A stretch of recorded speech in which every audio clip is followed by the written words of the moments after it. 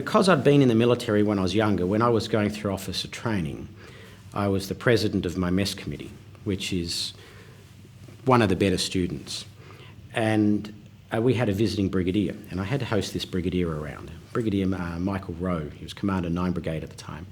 And I asked him, I said, "Sir, what's the worst thing about being a brigadier?" And he looked at me and he said, "Everyone wants to kiss my ass. No one wants to tell me when I'm wrong."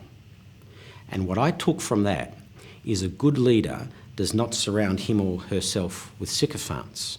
A good leader will surround him or herself with people who will challenge their ideas and challenge their thinking.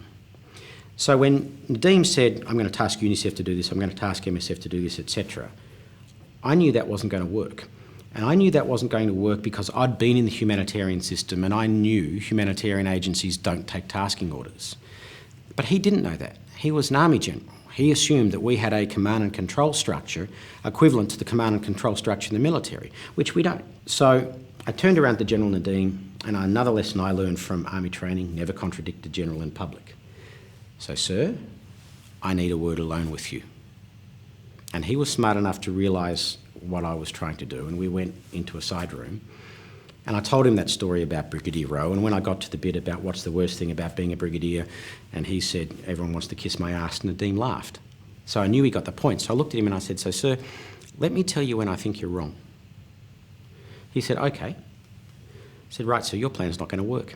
He said, "Why not?" And I said, "UN agencies won't take tasking orders." I said, "The three things you need to learn are this. Firstly, there's no such thing as the United Nations. There's a whole bunch of discoordinated agencies with the letters U and N in front of their name, a fascination with the colour blue, and then that's it. They do have different reporting lines, different fundraising lines, different accountabilities, different staffing, and they will compete more often than they collaborate. So don't assume you've got a coherent structure to partner with. You've got an incoherent structure to partner with, and just accept that. The second thing you need to learn is the independent NGOs will leave your country before they take a tasking order from you because they value their independence. But the third thing you need to know, sir, is you can still achieve the same objective.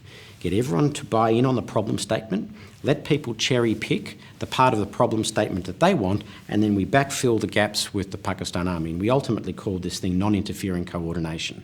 So I said, your most important lesson, sir, is now you need to be more diplomat than you are soldier. You need to persuade and not command, which is a different type of leadership. And Nadeem was brilliant. He took that on board, adjusted his behaviour instantly, and was universally acclaimed as a magnificent leader of an incredibly difficult operation because he allowed everyone to have their own independence of operation so long as they gave him complete visibility on what they were doing, so then he could task the Pakistan Army to fill in the gaps. It was a phenomenal example of humanity.